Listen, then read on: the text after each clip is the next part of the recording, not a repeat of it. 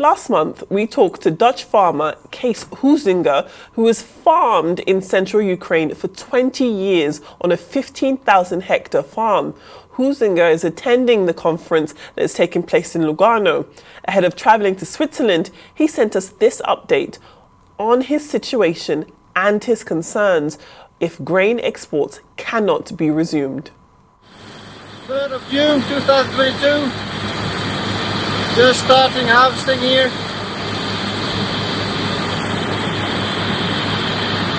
To get this grains into our stocks. If the Black Sea ports don't open, we won't be able to get it out of the country.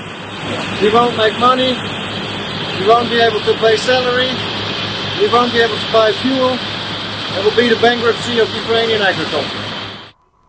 Well, Arise Chief Correspondent John Cookson joins me in the studio. John. Hey, Femi. Good to see you. Always a pleasure. If we start with this conference that's going on in Lugano in Switzerland, what's that all about? Tell us about that. Well, it's all about reconstructing Ukraine, as you say. Let's take a look at that. And the figures that have been banded around, 7.5 billion, 10 billion, it's going to be far, far more than billions. It's trillions and trillions of dollars it's going to take. What they're doing is, as you rightly said, it's not a donor conference, and countries are not pledging money today.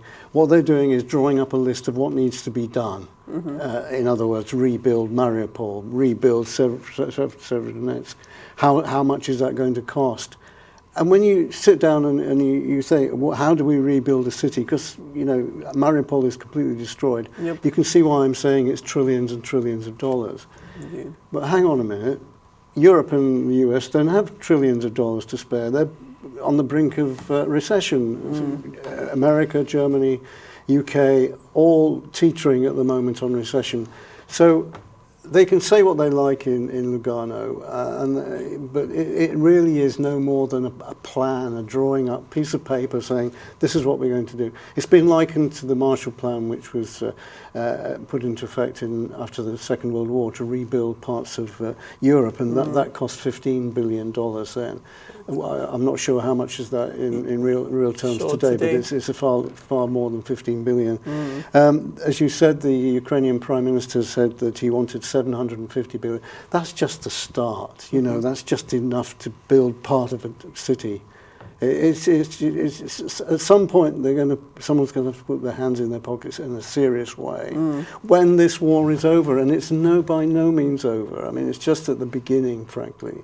You know, we've got months, even years of this grinding war in Ukraine. So it's all very interesting what they're doing in Lugano, and I'm sure their heart's in the right place, but I'm just wondering how relevant it is. I mean, you just mentioned there that it doesn't seem as though there's any end in sight when it comes to this conflict over in Ukraine. We now know that Russia has taken control of Lysychansk. Tell us what the significance of that is. Well, it's significant for both sides. For the Russians, they're hailing this as a huge win, and they can rightly say that they now control the whole of Lugansk, which is about half of what Putin promised his people they would do. It's significant for the Ukrainians because it's a loss of a major city, home to 100,000 people, and who knows what's happened to them. We've had no real word what's happened to the citizens of that poor city after days and weeks of constant bombardment. It's a key industrial area, a lot of coal mines around there. So, you know, the loss of this place for Ukraine is pretty significant, both in symbolism and the reality. Absolutely. I mean, if there were there were doubts at the beginning of this conflict that perhaps Russia's pockets weren't deep enough to be in this for the long term. Do you think that's still the case, especially when we're looking at where Russia is planning to go next? Well, look, Putin's making $1 million a day from oil and from gas. Let's call it $1 billion a day. That can buy you a lot of armaments. It can pay a lot of soldiers. He's got a lot of firepower. He's got overwhelming firepower at the moment. And although the Ukrainians are putting up a valiant fight, a brave fight, you know, the losses on the battlefield are huge. We know that it's between 200 and 500 a day, dead soldiers for Ukraine. And this has a massive impact, of course, in Ukraine itself. So where's it all going? It's a long and grinding war. It's going to be a long, hot summer through July and August as we see Russia making more gains and focusing on Donetsk, so they can say that they control the whole of the Donbass region fully. Not only that, you mentioned Kharkiv earlier. Yes. That's a city still being bombed. Odessa, a place I know well, I was there in March of this year. That was bombed on Friday, 19 dead today, according to Zelensky. So there's a front line of about 800 kilometers, which the Russians are defending and pushing against Ukrainian forces. And then we have these individual attacks in major cities that I've just mentioned. So exactly, these major cities that are fallen or, on the brink of falling, do you think that this recent spate of regions falling to Russian forces will put more pressure on other countries to supply weapons to Ukraine? For sure. The Ukrainians need ammunition, they need artillery, and although billions of military aid has been promised by countries like America and Germany and the UK, and the UK are currently training 200 soldiers, Ukrainian soldiers, in batches and sending them back to fight. It will, in the end, come down to what the Ukrainians can do in terms of defence on the ground. Mm-hmm. And, there's just absolutely no getting away from that. What the West is worried about is that if it pushes Russia too far, that could have an effect of an intensification of the holding of grain in the southern ports and in southern silos, and also pushing Russia towards more military action, which would be bad for Ukraine. So Putin is playing, I don't want to praise him in any way, but he's playing a very, very clever game at the moment.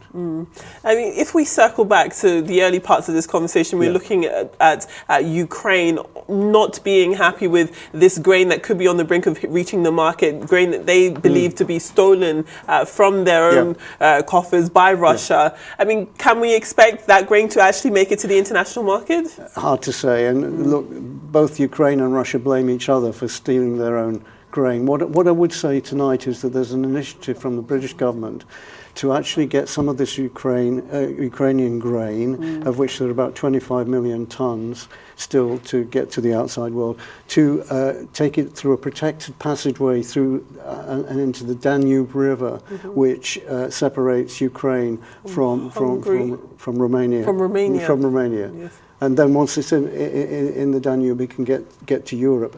That's another way. The other way they're doing it at the moment is by rail. Which, but the point of this is that there are smaller ships in the Danube. The depth of water it's not big enough for the big ships that carry millions of tons of grain. Understood.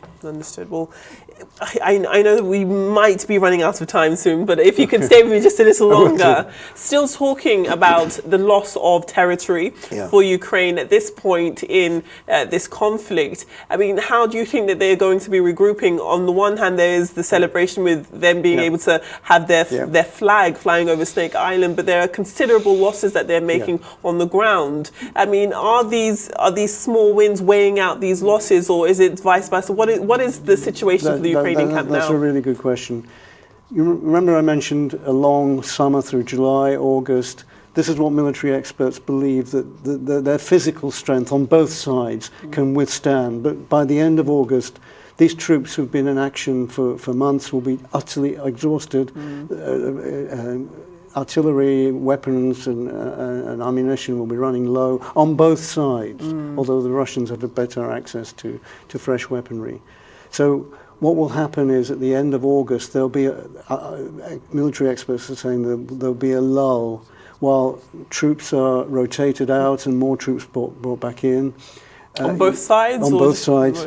Ukrainians have up to 1 million men on standby. Now, these are older guys or younger guys, people who might be conscripted into the army if it comes to it. Some of them are trained, some are not. We don't know how many the Russians have got, but they have a vast access to mercenaries and the Wagner group, which is a group of foreign mercenaries too. So both sides will be doing this.